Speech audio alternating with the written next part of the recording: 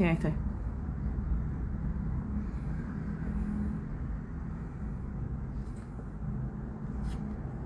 Ahí está.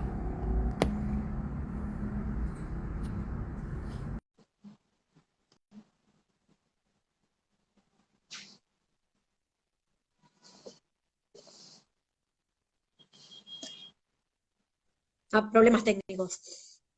Sí, se cortó, pero ahí parece que revivió.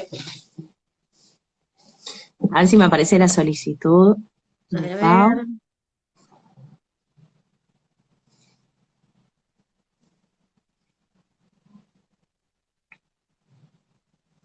Ay, sí, perdón. Ya sé que se cayó la señal. Ahí estoy leyendo los comentarios.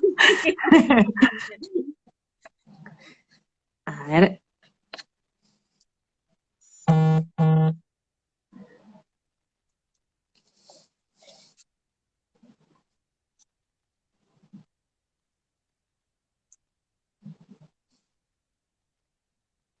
Igual me tardó un ratito en aparecer el video del vivo, así que quizás por eso.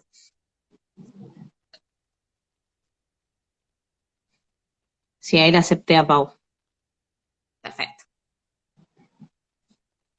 Ahí estamos. Ay, Volvimos. perdón, problemas técnicos. No pasa nada, no pasa nada. Bueno, estamos, si quieren retomamos, estaba bien, bueno, qué difícil es Dale. esto de salir, ¿no? De cambiar los horarios, de quizás estar expuesto a beber alcohol y quizás estar tomando una medicación, ¿no? Cómo hacer si Obvio. siendo adolescente que empiezan con este tipo de rutinas, quizás cuando uno ya es adulto y quizás lo puede manejar, ¿no? Hasta acá tú puedo llegar a tomar porque mi médico me dijo, bueno, puedes tomar esto. ¿Cómo lo medimos? ¿Cómo hacemos? ¿Cómo lo manejamos si tenemos, o bien, adolescentes o somos padres de alguien que está pasando por esta situación? A mí, digamos, personalmente, me parece que siempre, obviamente, cada consejo hay que adaptarlo a cada paciente en particular, ¿no? Evaluando cada caso, qué medicación es la que está tomando, cuál es su adherencia previa a la medicación y a las indicaciones médicas. Pero en líneas generales, la verdad es que por lo menos yo, Jorge, vos decime cómo te manejás capaz vos, yo por lo menos los dejo tomar alcohol siempre en cantidades moderadas, ¿no? Que no sea una limitante, que digamos que no es que salgas con tus amigos y te tengas que llevar tu botella de agua, sino que todo con moderación, ¿no? Digamos, si uno se pide un trago, que sea este chiquito de alcohol y el resto que sea gaseosa, que sea una pinta de cerveza que dure toda la noche, que si, digamos, ya sabemos que va a ser una salida, por ejemplo, al boliche, que duerman la siesta antes de salir, si ya saben, digamos, que el horario va a cambiar, que van a volver tarde a casa, que no se olviden de tomar la medicación ese día, digamos, que es lo más importante. Y siempre tener en cuenta el tema de las epilepsias fotosensibles, ¿no?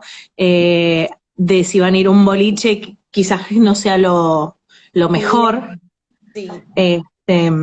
Digamos, obviamente eso adaptándolo a cada paciente con su epilepsia en particular. Claro, yo concuerdo con Lu en todo. El tema del alcohol, si uno pone la prohibición de una, lo más probable es que lo hagan y no te cuenten. Y por otro lado también, que es importante, es siempre evaluar a qué persona uno tiene enfrente, porque si cada vez que toma alcohol se va de mambo, y sí, ahí sí es alcohol cero, porque no es una cuestión de que uno pueda controlar, si hay moderación y hay efectivamente respeto con la moderación, ahí sí uno puede decir, como dice Lu, un vaso, más uno que te dure un rato largo, y también depende de qué medicación esté tomando, porque uno dice, bueno, sí, puede tomar un vasito, no, y capaz que está tomando mucha medicación que altera mucho el metabolismo, que eso se lo va a decir cada neurólogo a cargo de cada paciente, que quizás ya no es que pacientes sobre todo que antes no tenían, que son todos recientemente con epilepsia, que antes tomaban alcohol y no les pasaba nada, quizás se toman un vaso de cerveza y sienten como si se hubieran tomado 4 botellas de alcohol. Entonces, eso también es importante en todos los tratamientos nuevos que están iniciando, dependiendo de qué droga utilicen y demás, que eso es importante charlarlo bien con el neurólogo tratante para que les aconseje mejor qué es lo que pueden hacer. No se puede, sí se puede con moderación y dependiendo de cada persona, como dice Lu. Yo la digo al 100%. Total, o a veces quizás uno se encuentra como en transición, ¿no? Como que se encuentra cambiando de medicación. Es como, bueno, capaz en este periodo yo te diría que no. porque ahora estamos tratando de buscarte una dosis que sea adecuada para vos, que funcione para vos, y quizás ahora no es el momento, pero no es que nunca más vas a poder volver a tomar, digamos. Están preguntando si el alcohol, Sí, se puede, pero con moderación. a veces esta moderación que hablan, porque preguntan mucho si el alcohol no inhibe el efecto de la medicación. Por eso hablan, entiendo, de moderación al momento de tomar. Claro, por una parte, digamos, porque interactúa con varios de los fármacos, ¿no? Y por otra parte, porque el alcohol en sí mismo, a veces, o en realidad la abstinencia del alcohol también puede provocar crisis, ¿no? En ciertos pacientes. Sí, no es tanto que el momento que va a tomar cerveza y le va a agarrar crisis, capaz que se agarra una noche, que se va de mambo, que toman un poquito más de lo habitual, al día siguiente tienen una crisis, pero no es tanto por el alcohol per se, como dice Luz, sino porque falta el alcohol, de eso, en ese momento particularmente, por eso es complicado, es un tema de difícil abordaje cuando no hay mucha receptividad del otro lado, por eso es que siempre no es prohibición, pero sí es moderación y siempre teniendo en cuenta qué tipo de persona, de paciente tenemos enfrente y también qué tipo de medicación toma, que eso es una pata muy importante a la hora de dar determinados permitivos y particularmente con el alcohol, que es el que más interactúa con la medicación. Total. Clarísimo, clarísimo. Bueno, entonces podemos irnos tranquilamente de fiesta, según por lo que ustedes nos dicen. Absolutamente. Y el tema es quién maneja la vuelta. Sin Total, problema, ¿no? No es que el que no toma alcohol, que es el paciente con epilepsia, también puede manejar, que eso también es un problema. Si hablamos legalmente del tema de manejo, en Argentina el que tiene epilepsia no puede manejar. Eso es lo que dice la ley, que es bastante cerrada en ese sentido. Hay algunos criterios que te dan algo de aptitud o ineptitud de manejo, y uno de ellos es el electroencefalograma patológico y otro tener epilepsia, entre otras enfermedades neurológicas, que también está la miastenia gravis, algunas neuropatías y demás. Ahora, si vamos a cada caso particular, no todas las epilepsias son iguales, no es lo mismo un paciente que está controlado con sus crisis, que anda bien, que no ha hecho cambios farmacológicos, que no tiene crisis ni de día, ni despierto, ni de noche, ni nada, que una persona que tiene epilepsia refractaria, que tiene varias crisis por mes, entonces ahí ya cambian un poquito y se hacen un poquito más laxos. Lo que se hizo acá en Argentina es una serie de recomendaciones de cuándo una persona con epilepsia puede manejar. Lo que se vio por estudios que se hicieron en otros países, sobre todo en Estados Unidos, es que una persona con epilepsia, que está bien controlada, que no ha hecho cambios farmacológicos, sino que no tiene crisis desde hace un año, el riesgo de accidente de tránsito que puede tener manejando, por su epilepsia propiamente dicha, es muy bajito, estamos hablando de un 2%. Si hablamos de más de 2 años sin crisis, ya el riesgo relacionado directamente a un accidente de tránsito por la epilepsia ya se baja al 0,5%. Entonces, lo que hicimos con todo esto es una recomendación de si tiene más de un año de epilepsia, sin crisis, bien manejado, sin cambio farmacológico, uno como neurólogo estaría autorizado a expedir un certificado de que el paciente está apto para manejar. También, otro caso aparte son las epilepsias exclusivamente nocturnas, las pacientes que tienen crisis solamente cuando duermen. Si siempre tienen crisis cuando duermen, ¿podrían manejar? Y también sería otra opción de que sí, efectivamente podrían manejar. Que ahí también el límite se pone medio laxo, insisto, porque no hay una normativa que avale específicamente. Hay otras normativas de España que dicen que si estuvo un año sin crisis, o siempre las crisis fueron nocturnas, uno podría avalar de que efectivamente podría llegar a manejar. Pero todos estamos hablando de por lo menos un año libre de crisis, sin cambios farmacológicos y sin ningún otro tipo de alteración en el medio. Lo mismo pacientes que han sido operados de epilepsia. Pacientes que fueron operados de epilepsia, que para llegar a la cirugía de epilepsia uno está hablando de una epilepsia refractaria, o sea, una epilepsia que por más que ya tenga más de 2 fármacos, que ande mal, que siga teniendo crisis, llega a la cirugía, después de la cirugía tienen un buen pronóstico, dejan de tener crisis, y también pueden manejar esos pacientes, porque entrarían dentro del primer grupo. Hasta que es un consenso que siempre hay que hablar con el neurólogo tratante, y siempre uno tiene que buscar el límite de un año libre de crisis. porque no es solamente, no puedo manejar, ¿qué pasa si te llega a agarrar una crisis adentro del auto? O con pérdida de conciencia, y te podés llegar a matar vos, matar a alguien. Entonces no es tan sencillo como el que tengo que manejar porque es una obligación de manejar. Hay también algunos otros factores de riesgo que uno puede pensar, sobre todo en la edad joven, que uno ya tenga antecedentes de una conducción un poco audaz, que tenga muchas multas, particularmente los hombres entran en este grupo, que tienden más a perder, digamos, más el riesgo de algún accidente, pero no tanto por la epilepsia per se, sino por el factor de riesgo de tener que estar dentro de ese grupo, digamos. Por eso es importante siempre remarcar que legalmente no te puedo decir podés manejar acá en Argentina. Ahora, dentro de la normativa, uno podría poner o expedir un certificado que si pasó un año sin nada de crisis, uno ya podría poner un certificado de que podría manejar el paciente. Y siempre remarcarle que si tiene crisis, que por favor no maneje ni auto, ni moto, ni ningún vehículo motorizado, porque sí puede llegar a ser un problema eso.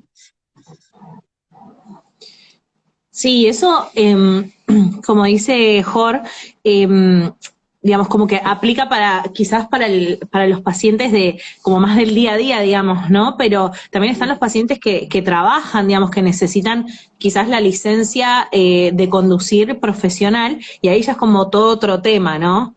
Ahí ya no directo. Ahí ya directamente no.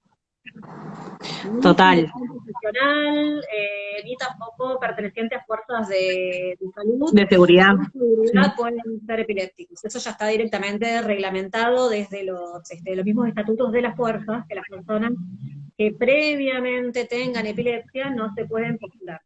Al margen de los preocupacionales, que le piden electrocefalograma, certificado médico y demás, si la persona previamente ya tiene epilepsia, no se puede postular a ninguno de esos trabajos. Mira vos, no sabía esa parte. Me estás desasnando. Pero bueno, para sacar el registro sí lo sabía, porque bueno, hace poco tuve alguien que lo sacó y entiendo que bueno, debes presentar un certificado médico aparte. Así que bueno, es buena esta información porque bueno, hay que, entiendo, presentarlo con anterioridad, y está bueno saber el tema de los plazos. La verdad es que no sabía el tema de un año, a excepción de la regla que hay acá en Argentina. Así que es muy buena info, no la tenía. Y después eso depende del registro que lo pida, si es que te va a dar la licencia por un año, por 2 años, que eso también es gris acá en Argentina, no es que hay claramente. No es que arriba de 70 años el registro, creo que 70 años, si no me acuerdo mal, se da cada un año, hay que ir renovándolo y demás. No sé particularmente, porque como es un gris y no está legislado en ninguna parte, no sé si el registro... Sí, Capital creo que es después de los 65, cada 2 años te lo dan. Creo que Claro. es así. Total, pero bueno, en estos casos particulares no tenía esta información, así que es súper rica. Claro, porque, insisto, es como decía Lu con el alcohol, o sea, no son cosas que no se pueden hacer, pero sí que tienen un camino previo para ir siguiendo y para ir charlando en todas las consultas. Perfecto. ¿Por dónde quieren seguir? Me parece, digamos, que esto capaz nos lleva también al tema de los preocupacionales, ¿no? Que es algo que nos atraviesa a todos, el tener que buscar trabajo.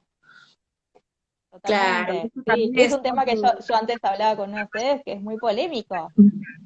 Total. Porque bueno, el momento de, bueno, quizás si vamos a lo que dice particularmente la ley de epilepsia, cualquier persona puede postularse a cualquier trabajo, excepto estos que había mencionado previamente, que son los de las fuerzas de seguridad, de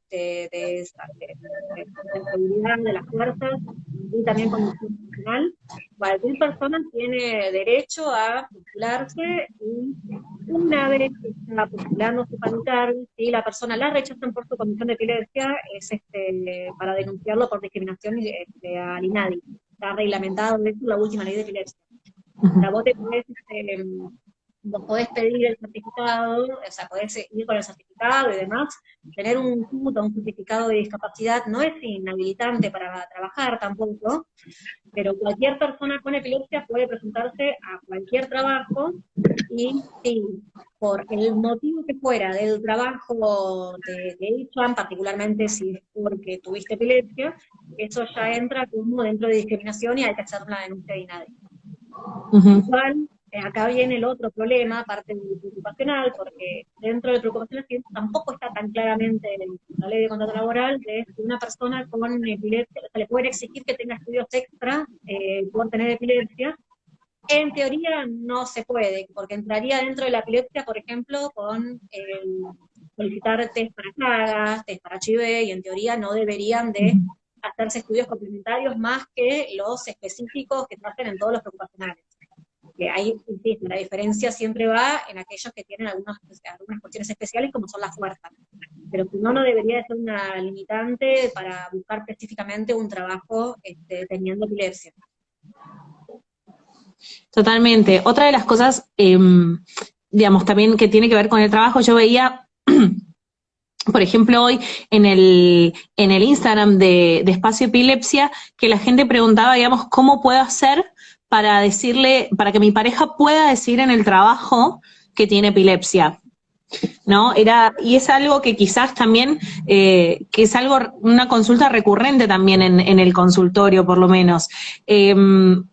Y a mí me parece que somos todos distintos, ¿no? Y que muchas veces tratamos de que nuestro ser querido o quien nos acompaña haga lo que nosotros creemos que es mejor, pero también hay que respetar la decisión del otro, ¿no? Si no lo quiere decir. Totalmente. Porque lamentablemente al día de hoy la epilepsia sigue siendo una patología que tiene muchísimo estigma, sobre todo por la ignorancia, ¿no? Y por el desconocimiento. Yo por lo menos siempre aliento a mis pacientes a que lo cuenten, digamos, en sus ambientes, ya sea en el trabajo, en la actividad física que hagan, o etcétera, porque está bueno uno sentirse seguro que alguien sabe y que va a poder actuar, ¿no? En el caso de que uno tenga una crisis. Pero como vos decís, hay muchos ámbitos en que, bueno, digamos, la información no la tienen, entonces quizás el paciente se siente como, ¿qué van a pensar de mí? ¿No? O al momento del preocupacional, que es un momento, o sea, vos pasaste la entrevista laboral, fuiste, pareciera que quedaste porque te mandaron a hacer el preocupacional, pero en ese momento, ¿lo decís o no lo decís? ¿Qué aconsejás? O sea, yo le pregunto a ustedes porque son doctoras, pero en el lugar del paciente uno, o sea, ¿debe decirlo? Lo que tiene, o es preferible no decirlo. Creo que esos son quizás momentos, por ejemplo, ustedes mencionaron recién un paciente que quizás tiene crisis de noche, y quizás durante el día que trabaja, eso no le modifica. Entonces, en esos casos, ¿conviene decirlo o no conviene? Porque por miedo a la discriminación, a estos estigmas que ustedes dicen, ¿qué se hace? Se juega con ese límite a veces, y lo que está en juego es la salud de uno, claramente. Total. Sí, porque uno en las entrevistas que tiene del preocupacional, cuando ya pasaste el preocupacional, pasaste las entrevistas y demás, ya estás a punto de entrar, dentro de la entrevista escrita siempre preguntan, ¿tuvo convulsiones? ¿Tiene trastornos visuales? ¿Trastornos cardíacos? A ver, como dentro, no podemos aconsejar dentro de la ilegalidad, o sea, deberíamos, como una declaración jurada, uno debería decir la verdad, ¿sí? Ahora, el problema pasa, si vamos a poner que vos pusiste que no, y te aceptan, y en el medio tenés una crisis durante el trabajo, si vos no lo declaraste, te lo pueden tomar como que fue algo, como si hiciste una declaración jurada falsa, y eso sería un causal de despido. Entonces, es un problema por ese lado. Porque uno quizás le diría, bueno, fíjate, qué pasa y demás, pero si llegara a tener una crisis en el trabajo y ya uno tiene una declaración jurada falsa, es un causal de despido. Acá estamos hablando obviamente de trabajo formal, porque el trabajo informal es todo otro mundo aparte, que ahí ya no hay tanta protección, porque no tenés una ley laboral que te ampare, tampoco tenés alguna otra cuestión, entonces ahí sí es un problema. Ahí están los grandes grises que llegas a tener una crisis ahí te echan, y ahí no te podés agarrar de ninguna cosa. Siempre hablando que sea de mala, pero voy a preguntarte algo malo. O sea, yo mentí yo mentí. Dije que no tenía nada. Me agarré una crisis en mi trabajo.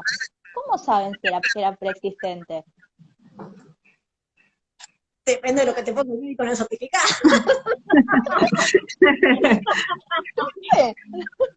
Está mal lo que estoy diciendo, ¿no?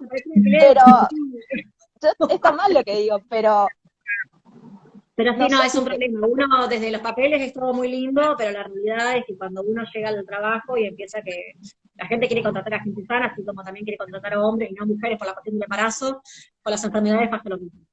O sí, sea, es lamentablemente vivimos en una sociedad que quiere gente sana, linda, hombres para que no se embaracen, quieren Total. Hegemónicos. total.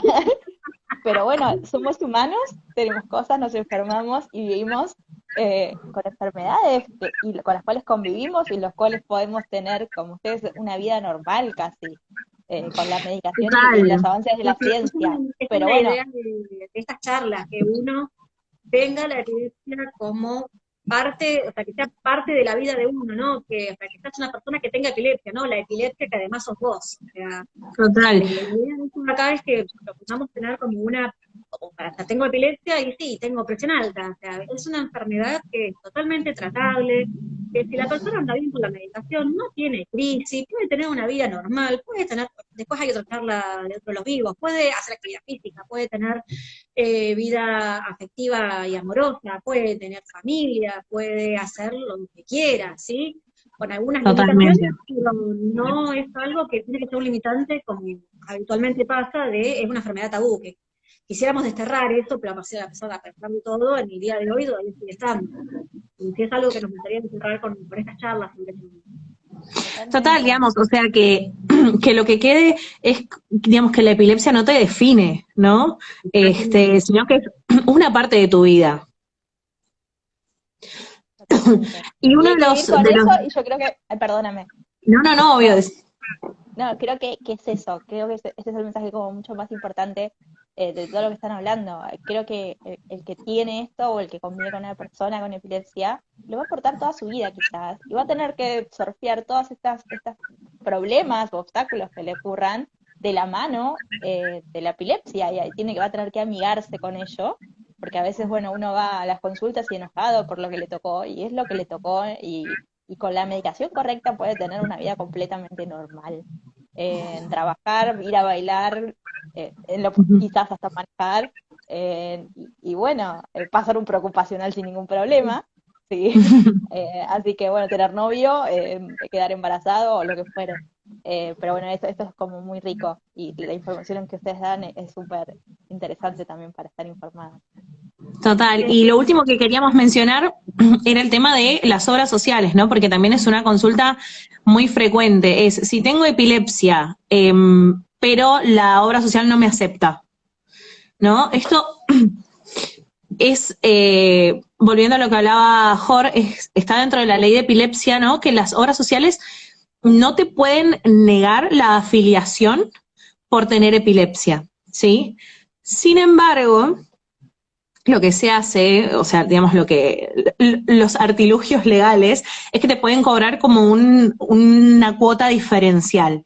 Entonces, muchas veces lo que hacen las obras sociales es, digamos, al considerarlo como una enfermedad preexistente, te cobran, digamos, esta cuota diferencial que muchas veces son montos impagables. Entonces es como, bueno, digamos, no te discrimino, te dejo que te afilies, pero pagame 300.000 pesos por mes. Entonces, es como que, digamos, no, pero sí. Sí, total. Sí, viste Es que una está doble la, vara. no, que está la Sí. resolución en teoría, porque siempre uno va, llena los papeles y pones enfermedad persistente tal, de eso no, mirá, vos no podés.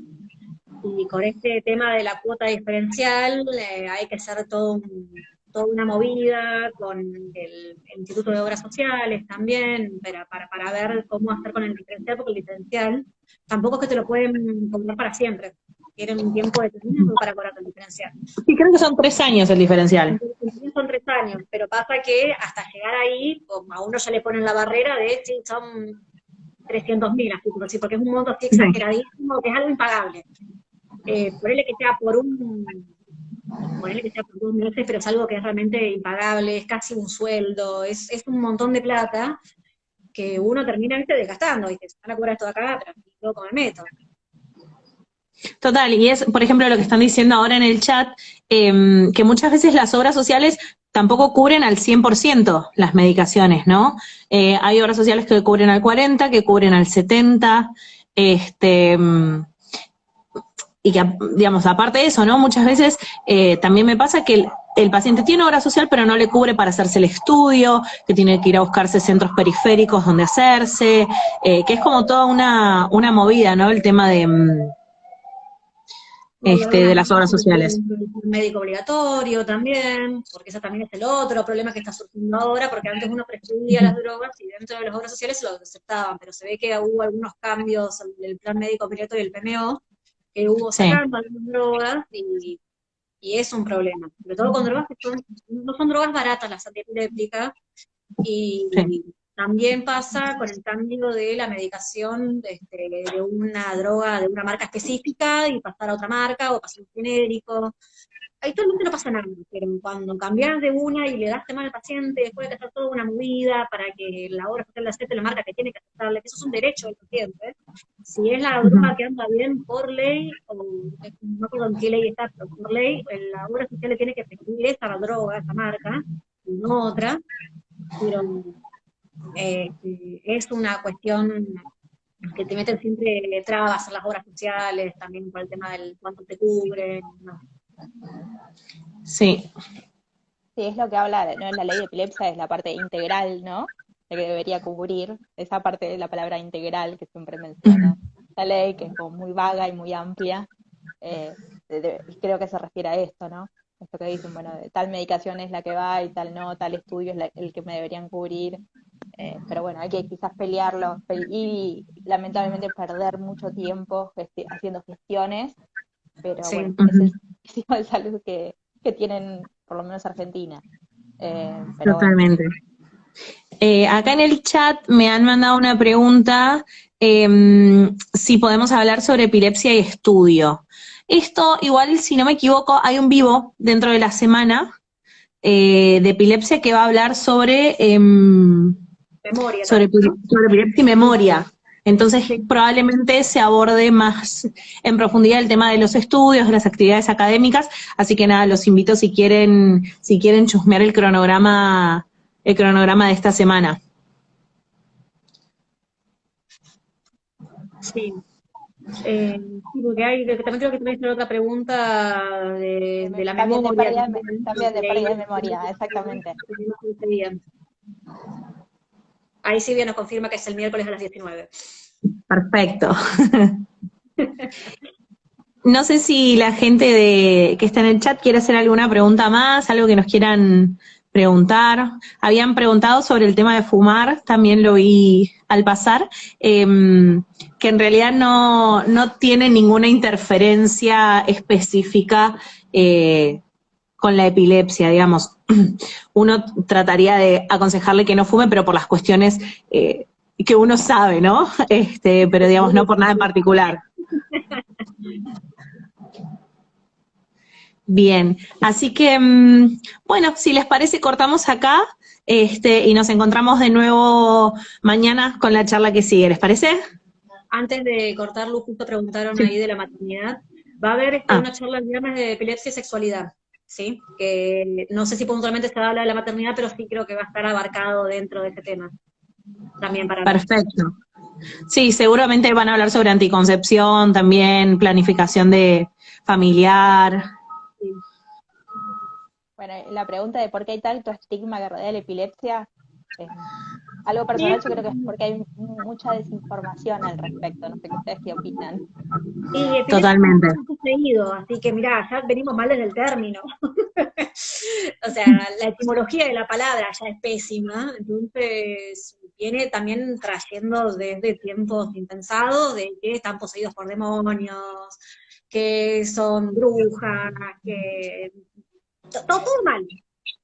Que es Sí, pura y exclusivamente por desconocimiento, que pasa algo muy similar con las enfermedades psiquiátricas, ¿sí? Con lo mismo pasa con que ahora hay un poco más de aceptación, pero con la epilepsia hay mucho estigma, pero por algo que tenemos arraigado desde mucho tiempo antes. Es algo que hay de a poco que hay que empezar, ¿no? Ir sacando e ir reviendo, porque una persona con epilepsia es una persona normal que tiene una enfermedad y que se toma una medicación. Si tiene alguna otra enfermedad, será propio de la enfermedad de cada persona, pero en general las personas con epilepsia son personas total y absolutamente funcionales, que pueden tener una vida totalmente funcional y capaz que hay una persona al lado tuyo que tiene epilepsia y vos ni cuenta sola. Total, y también me parece que tiene que ver mucho con el miedo de ¿qué hago si esta persona tiene una convulsión al lado mío, ¿no? Que es lo primero que yo les digo, por ejemplo, a los pacientes que les damos el diagnóstico de epilepsia, digo, bueno, ¿cómo tenés que actuar si tenés una crisis? Lo primero es no desesperar, digamos, no tener miedo, porque lo más probable es que esta crisis se corte sola, ¿sí? Y saber que hay muchísimos tipos de epilepsia, que no todas son crisis tónico-clónicas generalizadas, que están las mioclonías, las ausencias, que puedo tener la conciencia conservada o no, y todo eso, digamos, hace a la información, digamos, general, y que el desconocimiento hace que solamente la gente piense que existe la crisis tónico-clónica generalizada, y qué voy a hacer si el que está al lado mío tiene una crisis. Digamos, lo que nosotros pensamos, esa imagen de epilepsia igual, como vos decís, esa persona que está convulsionando tirada en el piso, tirando espuma por la boca, que se va a morder la lengua. Todo eso, todo eso no es así. Se va a tragarla, porque uno se lo traga, no sabe cómo uno se la traga, pero pasa. Claro, es como que te sale la lengua, esto es algo que podemos sacar cada vez que viene a la consulta. Pero bueno, todo eso se combate con información, que quizás cuando a uno le diagnostican empieza a formar a su alrededor, al decirlo, al comunicarlo, o porque su alrededor se empieza un poco a informar.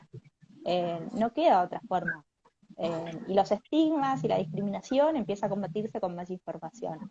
Por eso también creamos estos espacios, gracias a las doctoras por ser parte, y bueno, para empezar a derribar esas barreras. Así que también gracias a ustedes por participar en este tipo de espacios que, bueno, entendemos que crean un montón de información para, bueno, derribar estas barreras. Y gracias a ustedes por formar estos espacios también, ¿no? Que es el que hace comunidad. Porque hacer comunidad también te hace más fuerte y te hace perder el miedo. Totalmente. Muchas gracias. Poder hablar y poder hablar también de las preguntas que quizás en la consulta no salgan y les surgen a cualquier persona. Eso también, muchísimas gracias por el espacio y poder hablar un poco más. Bueno, así que bueno, chicas, un placer estar con ustedes. No, muchísimas gracias a ustedes. Bueno, ahora ya lo subo. Dale, perfecto. Esta charla va a quedar entonces en el Instagram de Semana de la Epilepsia. Listo, chicas, nos vemos entonces. Un gusto. Chao, chao. Chao, chao.